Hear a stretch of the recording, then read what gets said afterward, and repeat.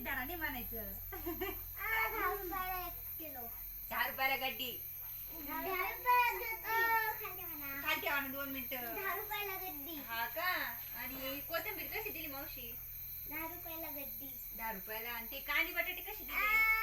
10 रुपयाला. 10 रुपयाला दिली ते पण. सगळं तुमच्याकडे 10 रुपयालाच आहे का?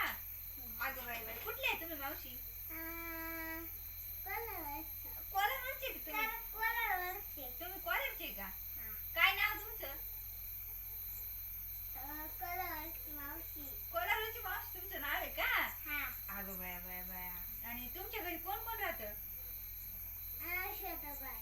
छोटं बाळ आहे तुमच्या घरी. हम्म. आणि ही भाजी तुम्हाला कोणी विकायला लावली? बागाने. बाजारात विकायला बसले तुम्ही भाजी? हा. तुमची मम्मी पप्पा कामाला. कामाला जाते. आम्ही एकटी घरी आलो. एकटेच विकते तुम्ही? हा. असं का? आईला अवघडच काय हो. द्या मग मावशी आम्हाला कांदे बटाटे. बरं बरं. तुमचे पैसे आता कोणाकडे द्यावा मावशी? तुमच्याकडे देऊ का तुमच्याकडे देऊ? बरं बरं बरं. पैसे कोणाकडे द्यायचे मावशी? तुमच्या पप्पाकडे द्यायचे.